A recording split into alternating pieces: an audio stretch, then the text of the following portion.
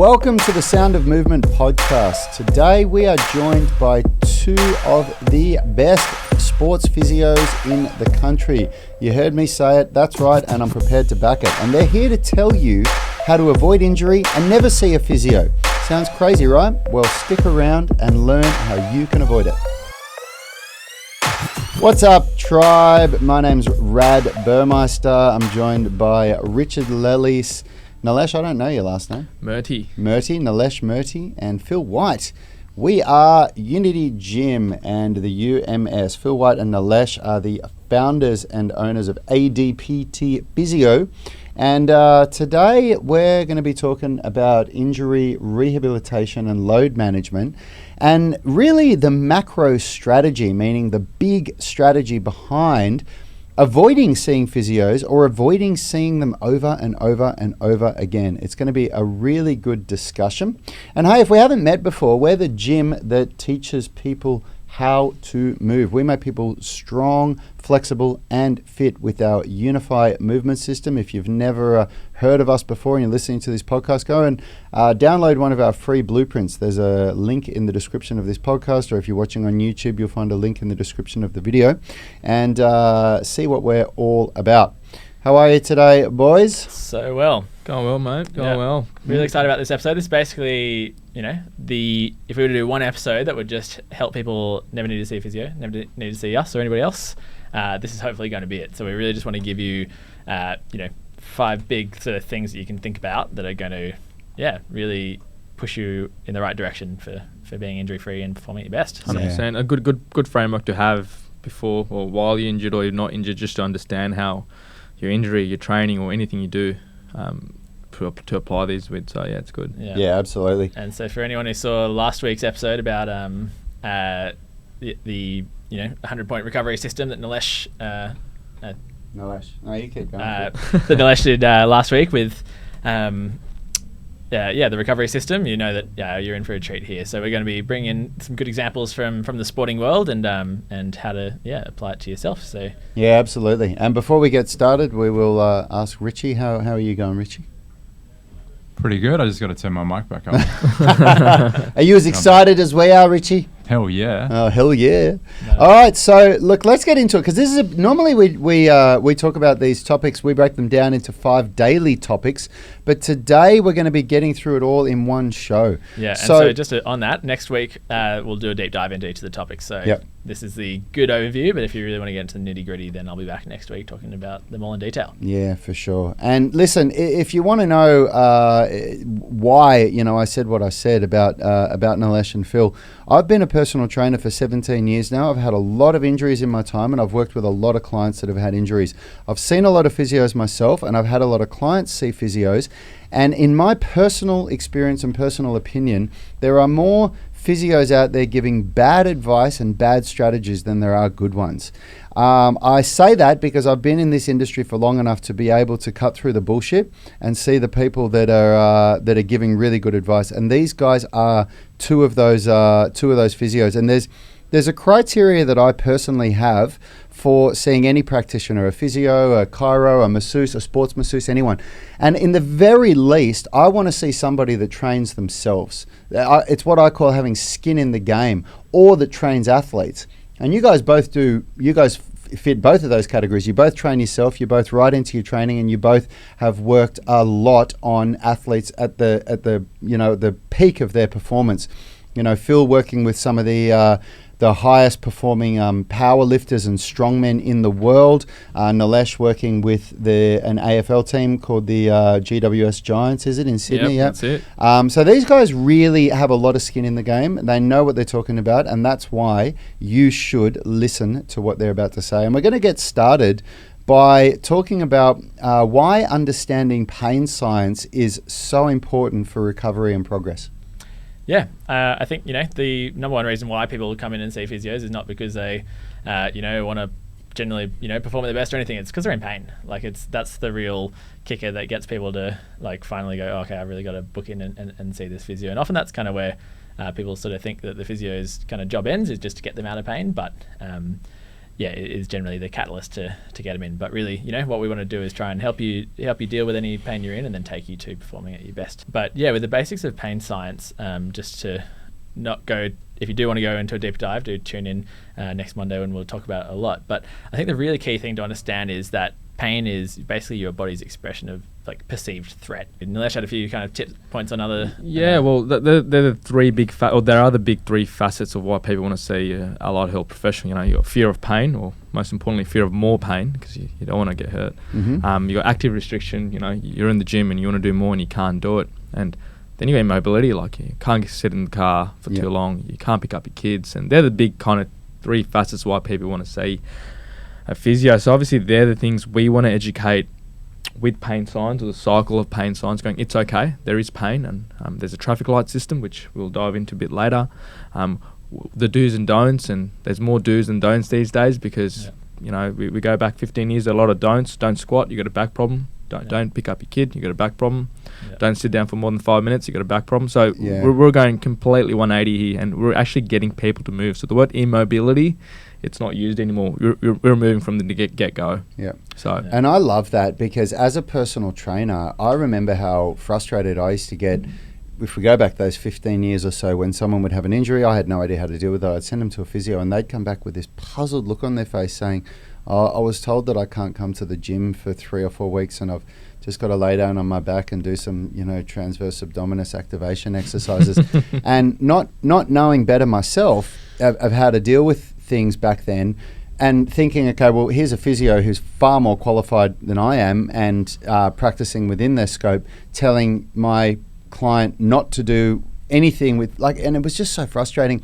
And then as my knowledge and understanding of how to deal with injuries increased, I just got more and more frustrated when that kind of advice happened. And it was happening even up until about 5 years ago. I mean, like what you guys are talking about, I dare say that it's maybe not mainstream knowledge yet. Maybe there's some people out there that it's certainly taught in physio now, mainstream, but the thing with research is generally takes about 14 years for research to then transfer into practice. There is a revolution, Rad. Yeah. There is a revolution at the moment with this. So. Yeah, but you see, I mean, I put it down to, it's like doctors, right?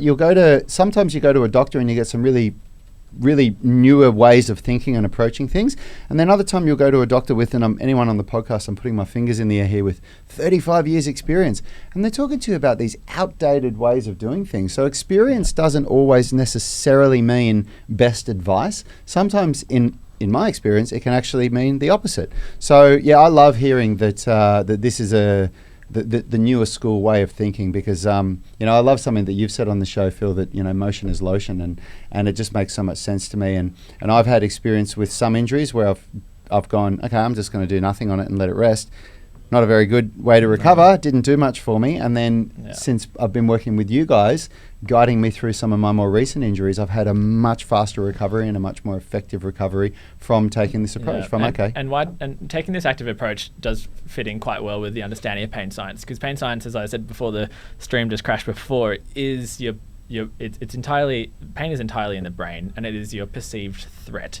So what that kind of means is, if you've got a structure that has gone through, that you've had an injury and you've got an acute injury, pain is a really good idea, because it tells you hey, this structure is currently a bit compromised, and it's a good idea to deload it. But where pain starts to become not so helpful is when that pain sticks around. So with muscle and bone healing, that will take from a minor muscle tear, things could be kind of back to normal in the body within a week, or for a bone fracture you might be looking at a couple of months. But once you've kind of got past those known tissue healing times, then really if you've still got pain sticking around, then that's not a good representation of what's actually happening in your body. So what can happen there is your brain is constantly getting signals from the rest of your body, and there's no actual pain signals. You don't have activate this nerve in a certain way and you will have pain. What you have is just information, and it's what happens at the spinal cord level and what happens at the brain that then has the output of a pain experience. So that might seem a bit technical to everyone there, but if you're just trying to think about it really does come down to, you've got lots of information coming in, and it's about what your brain sort of process that is going to increase or decrease that pain. Yeah, it's a big mismatch, isn't it, from what's actually happening to what's actually there. And Yeah, and just quickly on that, I think the best example that will hopefully make people sort of instantly sort of click with this is if you ever had the flu and you put on a t-shirt and it feels like your whole skin is on fire from the t-shirt even just touching your skin, like it feels so intense. Like you've still got the same nerves there, you've still got everything, you're getting that same information you normally would, but because of the flu putting you in a state where you're now hypersensitive, that's going to be extremely painful, even though you haven't got something there that's actually damaging the structures. I like using the amplifier example. So if you've had a knee injury, your amplifier's at 10.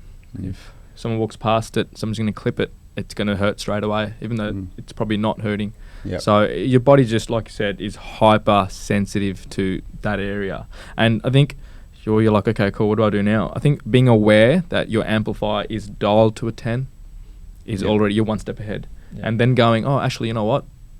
It's okay to walk past people, actually squat, my knee won't hurt. You're already dialing yourself down to a 7.5 already. Yep. And you actually done a session of squats and you're going, oh, actually, it wasn't too bad. Yeah. Next morning, you wake up going, oh, you dialed yourself down to a 5. You know what I mean? You it's just awareness and perception is what is the first step is for pain. If you know that pain isn't exactly related to how much damage you're causing your body, then you start to realize like, oh, okay, then, motion isolation, doing these exercises isn't like, going to be further damaging it. It's actually giving you trust in your body again and trust that, this sort of, these movements are normal and that your body is okay. I think this goes back to our topic. You don't need to pay someone to go, hey, am I allowed to squat? Yeah. You don't need to see a physio to say, hey, am I allowed? Yeah. What we're trying to say is do the movement. Get into a rhythm. If you can't go in the range, you limit your range. You can't lift that heavy, you limit your load. But guess what? You're bringing those amplifier levels down. Yep. And you're already beating pain signs. Yep. Well, this is something that I've actually experienced firsthand working with both of you guys, and that I've seen some of our members at the gym here experience firsthand working with both of you guys. And I'll talk about my personal experiences where funnily, enough, having a slap tear on the right shoulder and then another one on the left shoulder. And both of the times you guys both gave me advice that was similar, which was talking about external rotation. And Phil, you were talking to me originally about, training in a position that didn't cause too much pain, strengthening that, and then moving to a position that currently does cause pain, but you increase that range, that pain-free range, and then you did the same thing with me recently on my other shoulder. And it has made me understand, wow, okay, so because previously I probably would have gone, oh, that causes pain, avoid it, which I've now learned is definitely not the right strategy. And so this is something that I think if you're listening to this, you definitely want to be looking deeper into what your body's capable of rather than an all or nothing approach. And, that's something that you can explore, like what Nalesh was talking about with exploring different ranges or exploring different loads. So some people would, we've had people that squat 80 kilos, they hurt themselves, and then they say, oh, I can't squat for a while. And I say, well, why don't you try 30 kilos or 40 kilos and see how that works? And they do that and they go, well, that doesn't hurt. I say, okay, well, train that. Yeah. Because sometimes it will be the intensity, sometimes it'll be the range, and it will depend on the particular injury, but that's something that you can kind of, And those are things that you are in direct control of yourself. Yeah. You are in control of the range that you go, and you are in control of the intensity of the movement. You might not think that you are, but you are. Yeah. So I think we'll dial into this in the next topic, but undertraining is as bad as overtraining. You're setting yourself up to fail if you just go complete shutdown, put it in park, take the keys off, and then you turn it on, let's go to gear 6. Yeah. Well, I mean, this is perfectly moved into the next topic, which is why most injuries are caused by poor load management, not by movements. So why don't we talk a little bit about that?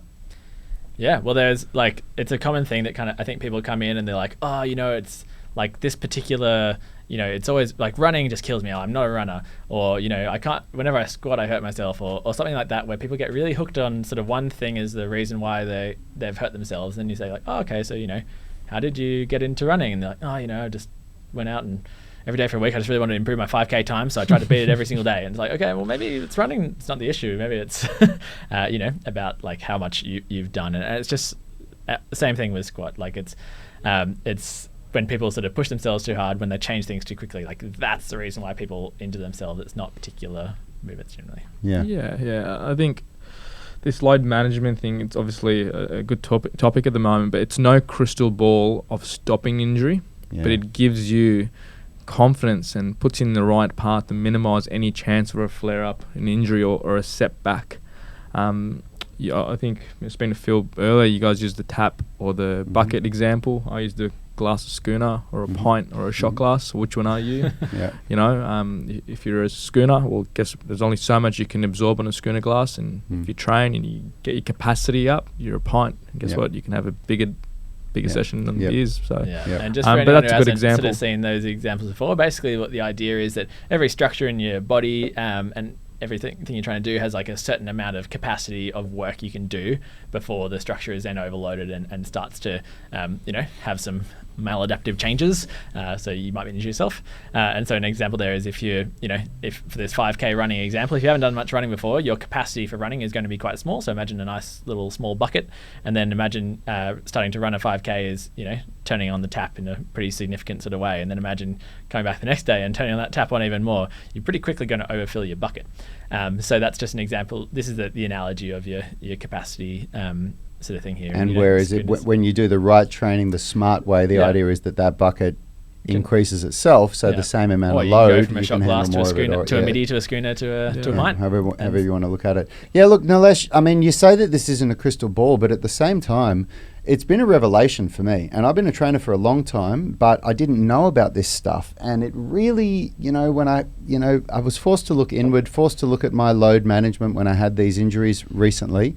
And it just makes so much sense now. And with the understanding of load management, I've been able to rehabilitate some very nasty injuries in my body over the last couple of years from very bad load management, but I've been able to rehabilitate them without surgical intervention and get back to a pretty high performing level. So there's a lot in this, and it does require some experimentation, right? Some exploration, 100%. and it definitely requires reflection, because a lot of people say, how do I know if I've gone too far? And I'll say, well, you'll know because you'll be in pain or discomfort. But you have to use that as an opportunity to reflect back on, what did I do? What did I do wrong? What did I do in the last week that was different to the week before that got me there, Yeah, exactly. And it's sometimes, people can kind of get this quite right with their training. And if you're tracking what your sets and reps and everything on a spreadsheet, that might be quite useful. But it's often like, okay, so you looks like your training didn't change too much there, but what else was going on in your life? Like, I went for that big bushwalk for over 2 days, and then I got straight into training and recovery wasn't there, or exactly. You were sick at the time. So it's really kind of key to look at those other big sort of things that are happening in your life and how that can also affect and it's just not in here. In the sporting world, it's the same thing. We obviously love our sport, watch our sport, and you see guys going down in the game on the fourth quarter or the 90th minute, but people are like, it's an injury prone team, but people forget what the past 4 weeks looked like, and how many away games they've had, and what how much that a player's played. He's played the whole 90 minutes of 4 quarters. People forget, and what their week looked like. Yeah, if they actually ticked off their 100-point recovery system, like you don't know. There's a pictures. It's a bigger picture to just what's happening right now. So it's like, I've done my key lifts, done my squats, done my deadlifts, but it's what else is going on that's tapping or filling up that bucket. So for a practical sort of takeaway about how you can manage this yourself, I do really recommend people do track what they're doing, and so that's going to be obviously like what exercise you're doing in the day, sets, reps, but also putting in an RPE score, so your rate of perceived exertion. So basically, like, how hard did it feel that day, and like that way when you look back and you think like, okay, 80 kilo squat was kind of fine that week, and then the next week it was like my out of 10 score was more like a 9. Like, it was a real battle to do what was the same weight, and that kind of gives you a good idea about like whether or not you are starting to get kind of fatigue and management going. And having those RPE levels are great, and to all the I want to train hard all the time. Training hard and training at high loads is actually not the problem. It's starting your training and going straight away to 9, or how you get there is the problem. And that's the biggest issue you have. People making your goal, like Phil said, you sign up, you want to do a 5K time trial. In your first session, you're running 5Ks. It's not how hard you do it, it's how you get there. So you got to remember that as well. Yeah, absolutely. And my message to add on to what you guys have just said is, my belief is always, whatever level you're going to train at, so the RPE means rate of perceived exertion, so it's subjective. It's for the Unity guys, if you have your spreadsheet, it's going to be perceived rate of exertion, PRE. That's right, PRE, RPE. It depends on where you went to personal training school or physio school. Same thing though, it's the idea that it's a scale that's subjective. For me, this is a 9 out of 10. The person next to you, it might be a 7 out of 10, whatever it is. So it's totally subjective, it's not objective. And the thing is that what I like to say is that always train with quality. So if you consider quality comes in many, many forms, there'll be quality running technique, there'll be quality weightlifting, there'll be quality stretching, whatever it is.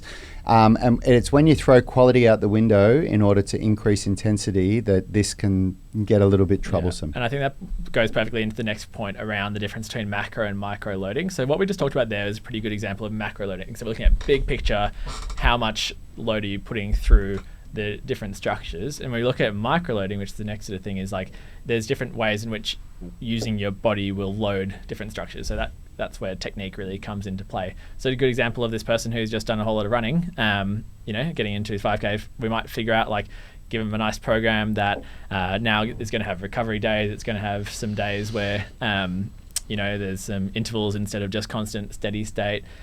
So that might be sort of addressed, but then, he's still like, I just keep getting calf pain when I'm running. I'm just really not built for running. And so you might then look at running technique and whether or not he's a 4-foot runner or a mid-foot runner, what shoes they're wearing. And that's going to play into the micro loading. So what's actually, it's not the big picture stuff. It's like the real specific biomechanics.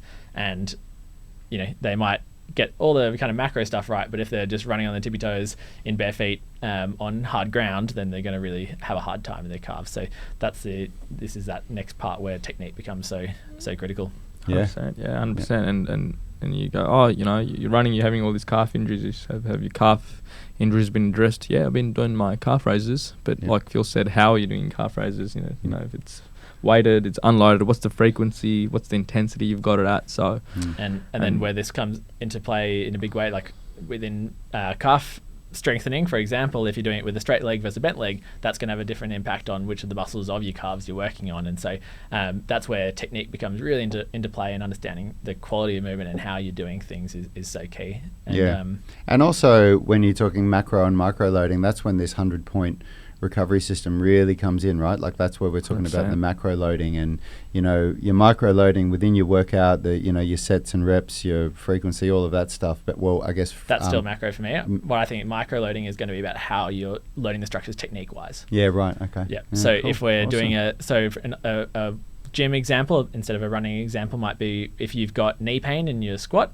and you've got on your program card, you've got like, hey, squatting on Tuesday as we do in Unity Gym, and you're like, I've had this knee issue, front of the knee really hurts when I squat. Then you could look at how you're squatting. So maybe like front squats full range are going to be quite aggravating, but we can look at doing a low bar squat to parallel, and that's going to really unload the knees and load up the hips a bit more.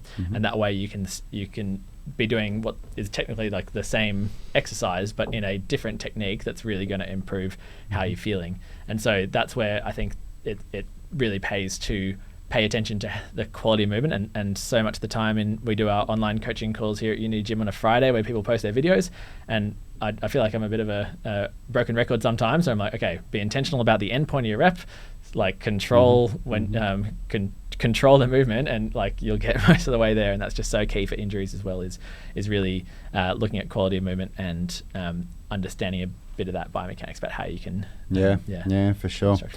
So we want to move on to now about talking about overcoming an injury identity and cultivating a performance mindset and how critical that is. And I've got a lot of experience with this. Phil often uses me as an example of somebody that got this right. And it's funny, when I was younger and I had my first really bad injury, so I was 21 and I completely tore the Lisfranc ligament on my right foot. I'm only asking this, Nalesh, because when I went to my sports doctor, they were saying this is not a common injury, and some people don't even know about this. You know what that injury is? A full rupture of the Lisfranc ligament. Have you ever had to deal with that before? Yeah, I've had two. Two of them, really? Yeah, nice. Was it a career ender? No, they're still playing. They're still playing? Still kicking. Really? Unfortunately, they were told their training years or playing years will be decreased, but able to keep going. Yeah, still going, playing, running 12Ks every Saturday. Yep. Did they get surgery? Was it surgical intervention? Surgical intervention, and the usual. They're like, "Oh, I've done a great job in here, but I'm not too sure if you're going to run again." Yeah. So. Yeah. That's what I was told. So my surgeon told me, surgery went really well, but your statistics of ever jumping or doing anything like that are really, really low. And I remember hearing that at the young age that I was at, and just thinking, there was this thought that just immediately flicked in my head, which was, that's not me. I'm not an injured person. I'm 21 years old. I'm not somebody that can't run or can't jump. And on the contrary, there's people that get told maybe even far less of an injury than that, and they adopt this injury identity. So do you guys want to talk a little bit about that? Yeah, well, that's and you know what, going back to the amplify example, you get told that your amplifier's at 10. Don't do it. Don't walk past me. Don't touch me. Yeah. But no. As we know, people love identity. People love it. We all have our identity, but when you have an injury, it just that plays in everyone's mind day to day. Like, you know what? I've just squatted. I shouldn't be because I've got this back pain, but I shouldn't be. And I've just done it. Yeah. And you just frying this egg in there. I've got a slip. Like they'll say, I've got a slip disc. Or I've blown a disc actually. That's the. And so you guys love that one. Where it really comes down to is people, you know, when you're not a healthcare professional and you go in and you see someone who gives you, or you get a specific diagnosis. The worst is generally with imaging, where you'll get the report back and it'll just be like non-stop Latin words that don't make kind of sense, and then you go and you Google something and you're like, oh no, and you can go down a bit of a Google rabbit hole. Or sometimes this happens with health professionals or with doctors who sort of give you, like they give you a diagnosis, but then don't put it kind of in the context of like, you know, how the body heals and how, you know, humans are really resilient creatures that can, you know, get back to doing things. So, and what we mean about the identity is people just latch onto that, and it becomes such a crutch where they kind of can't move past it and can't let it go. Once, you know, when we know about tissue healing, we know about, like, you know, strengthening, you know, supportive structures to deal with the injury, but people still just kind of latch onto this injury and really kind of get it low and let it go. And I think that's where, like, imaging can become, it's like such a useful tool. Obviously, like, we need imaging in certain circumstances, but when people too quickly go to imaging and when it's maybe not the right time to do it. So I'm just going to call out chiropractors right now as people who will often, you know, do an X-ray of the back and before they even, you know, do an assessment just to look at things, alignment and all of that. Like that can really get in people's heads and cause issues. I think on the back of that, I've got 2 points here. First one, I'm sure you guys have heard of fixed mindset, growth mindset. As soon as you get a label, like you got a label, Rad, you're not going to able to run, you're not able to do this. Obviously, your mindset's very on the growth end, but there's a big percentage of people who'll be like, nah, I've been told this, I'm done. Oh, shit, yeah. I'm not squatting. My dad has got a back issue, and I gave him. I didn't give him. It's my genetics. It's genetics. I gave him to pick up some kettlebells as, you know, a patterning thing. Shouldn't do that. It's gonna blow my disc again. So it puts people in the fixed mindset, and all it does is set you to fail. Yeah. And not only that, it causes more pain. As we talked about at that first point with pain being perceived threat. If you have this threatening condition that's, you know, you've got a name on it, you've seen the scans and it's stuck in your head as like a, you know, something that's living with your life, like that will cause more pain because you're more threatened by it. And so with the way that we're trying to approach this and really kind of set ourselves a bit differently is if when you come in and do a session with us, it's not going to be just about like, you know, working on, you know, if you've done an ankle injury, doing some like calf raises and some ankle balance stuff. Like we're going to give you a pull-up program because we really want you to move, like take on that athlete mindset of, you know, it's not okay to just stop what you're doing and just rest. Like we want you to stay engaged in your exercise, stay motivated, because that's the most common thing that people don't do their physio exercises because it's boring and because they're just not like they lose motivation. Get them in that great mindset of just getting better. What are you getting better at today? You know, And so I can assure you that while you're doing pull-ups, your ankle won't hurt. Like if you can be focusing on doing something new, feeling like you're progressing, feeling like you're a stronger, you know, human every time you know you turn up to train, then not only will you know stay fitter and healthier, but you'll also, your injury will feel better because it won't become such a huge part of your brain. Like when you get really injured, and I've had this before, when I like it's all you can think about when you try and do things that you like doing. It's totally in your head, and the smaller part of your brain you can make that injury take up, the better you'll feel. And like you highlighted, you know, getting a scan, and that scan gives you a label. A label gives you identity for what injury you have. But what we're trying to do here, and again, like I said, it's a revolution. We treat the man, not the scan. You know, and does man, not the scan. and getting that scan, like, so obviously I'm sure half our listeners have gone, you've had a scan on my back. And I question this to you, what have you done? Has that changed your management? No, you've still done your exercises. You've still picked up your kid. You Yep. still sat, like your management will never change. Mm-hmm. So before you go ask and demand, I want a scan knowing what's going on, you got to remember it does not change your management. Will it change your management? That's what you ask first. Yeah. Will it change your management? No, you rolled your ankle. Yep. Do I scan it?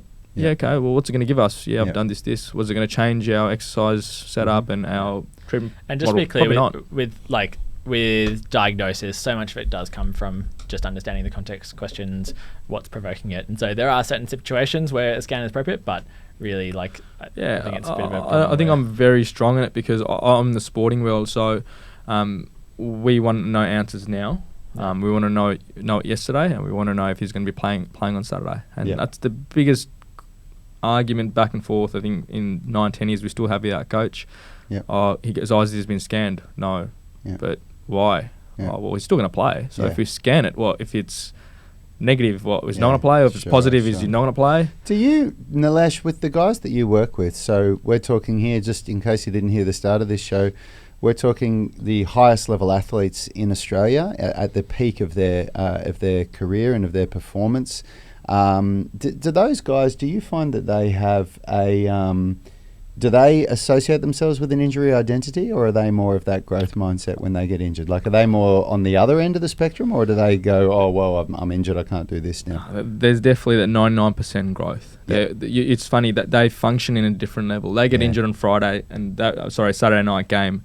They'll call you on a Sunday, knowing it's your day off. Hey mate, so what's tomorrow look like? Yeah. Can I get on the bike to do some cardio? I need to sweat out. Yeah. So it's they're on So the other they're spectrum. really Yeah, looking for yeah, ways and to they keep- push the boundaries. Oh, well, I can't run, but can I get on the elliptical? Can I hop on one leg? Yeah, can I do something? Can I Yeah. can I go to the pool? Yeah. You'll get your request. Can I go do hypoxics? Yeah.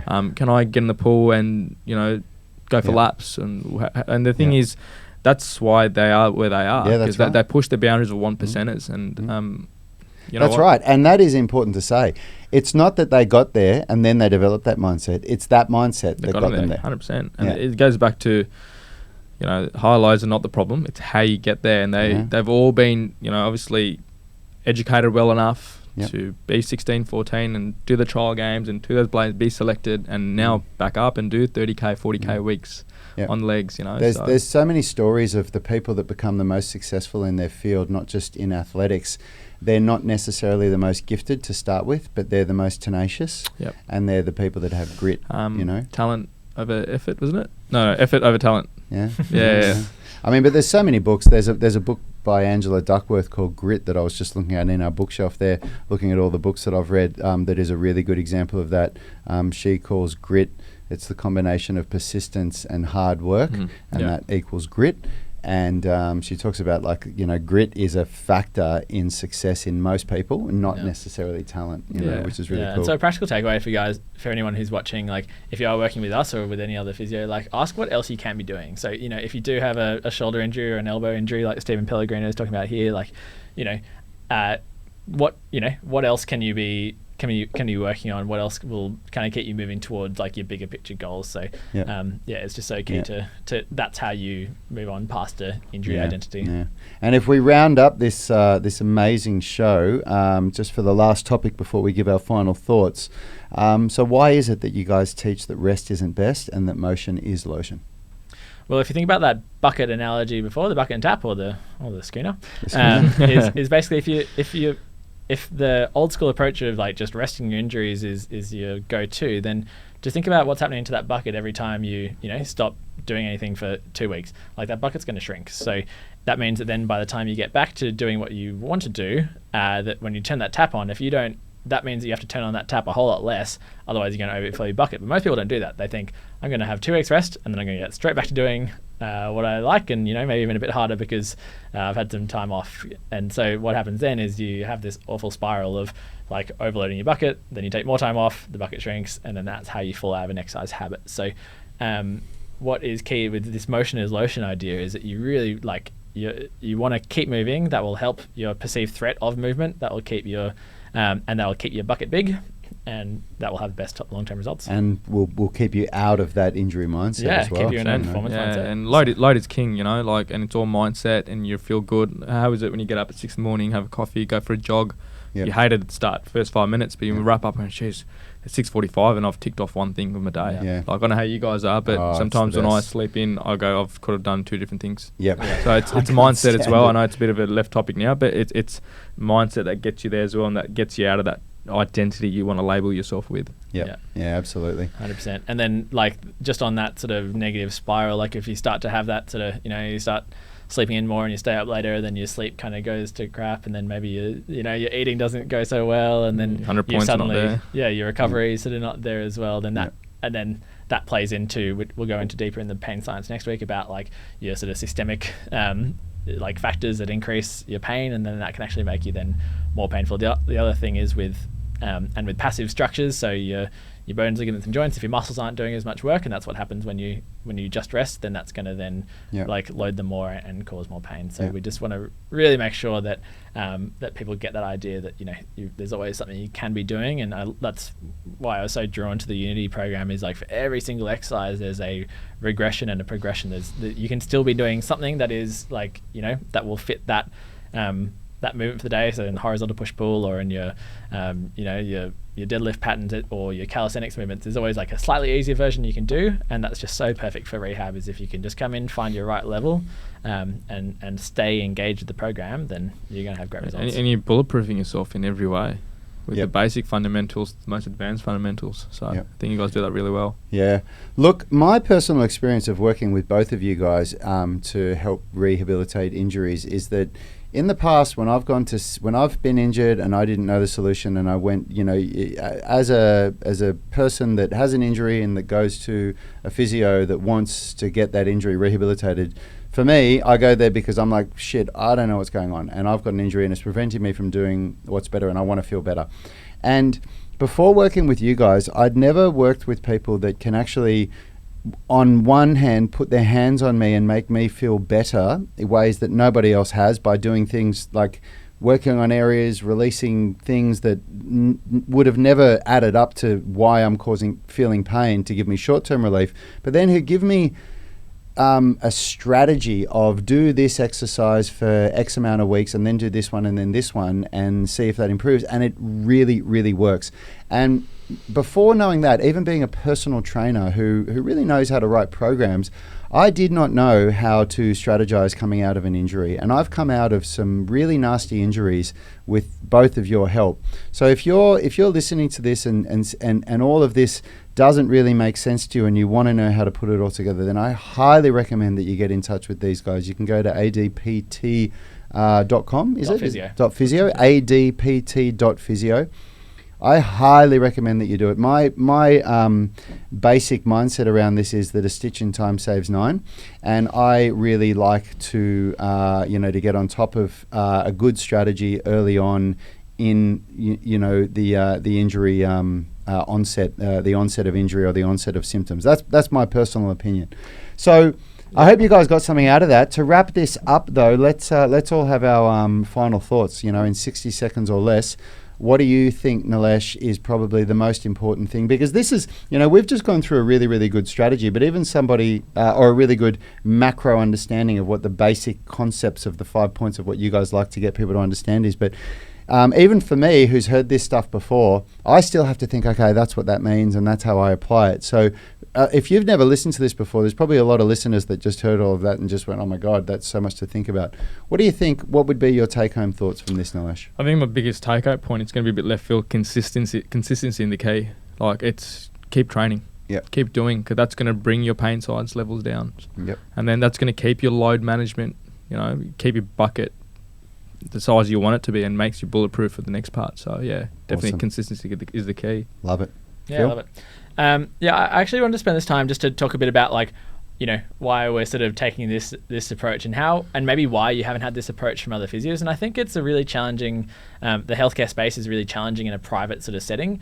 And so what becomes when business decisions are made around how do we see this patient as many times as possible and make as much money per patient, you totally understand as a business why people generally try and keep you a bit in the dark, and maybe you're a bit reliant on short-term pain strategies through manual therapy and maybe a TENS machine or something like that. But yeah, what we're really trying to do here is give you the tools that you can understand this. So I guess the takeaway is educate yourself, and we're going to keep trying to provide that education for you. So, our plan here is to really cap our time at seeing only a few patients per week, and then spend the rest of the time is basically following in you guys' footsteps of just getting as much good content out there as possible, and having some some products that really help people put this together. So watch this space, and if you do have any particular questions, where we've got some plans about what we're working on first as to injuries and different challenges that people have. But if you do have any ideas of things that you really want to see, then please get in contact. Yeah, for sure. And you can always tune in weekly with these guys on our Facebook group, the UMS Movement Mastermind, and they are available through that group if you want to ask a question when they can get to it. Yeah, and with people who are watching online, we do online consultations. Obviously, if you're from America, we've talked about this before, but unfortunately the laws are such that we can't work with you. But do anybody else in the world? It's a highly valuable experience. Some of the best rehabilitation strategies that I've had have been from conversations with Phil, from literally just sitting down and talking to him and having him available because he works here with me, and just asking questions and him saying, well, this is actually blah, blah, blah, blah, blah, and made me go, okay, well, I'll change my training to incorporate that. So I want you to think that I found extremely valuable. So if you're thinking, well, what can a physio do for me online? I'm telling you firsthand, a lot. They can do a lot for you by just talking to you, looking at the way that you move, asking you questions about the way that you feel and what causes things, and then giving you strategies. And all you have to do is be a proactive person that has that growth mindset, who's willing to put in play the strategies that you give them. So thanks so much, guys. Thanks for tuning in. I hope you listeners got something valuable out of that. If you've gotten to the end of this podcast and you haven't done so already, subscribe to make sure that you get notified every time we upload these podcasts. And if you're watching on YouTube, subscribe to our channel, click the notification bell so you know when we go live, and come and join the UMS Movement Mastermind Facebook group. And if you do want a deeper dive into each of those topics, then Yanni will be back in next week, and Rad will be here, and we'll be talking deep through each. Yep. And if we're lucky, we might even get Nalesh in for one of those shows. So yep, can't wait, guys. Yep. Have a great day, everyone. We'll see you soon. Health is about performance, not just body image. You better be willing to accept what you're going to have to do to get there. We'll start focusing on movement goals, strength goals, flexibility goals. When you nail that skill, it's there forever. The body image goal doesn't get you that far. It's the consistency and frequency that's going to get you there. It's not the intensity. There's no shortcuts to mastery and movement. Destination doesn't change overnight, but your direction will. The gym is not the place to beat up the body that you hate. It's the place to build the body that you love. We are the gym that teaches people how to move instead of just exercise, because we believe that health is about performance, not just body image.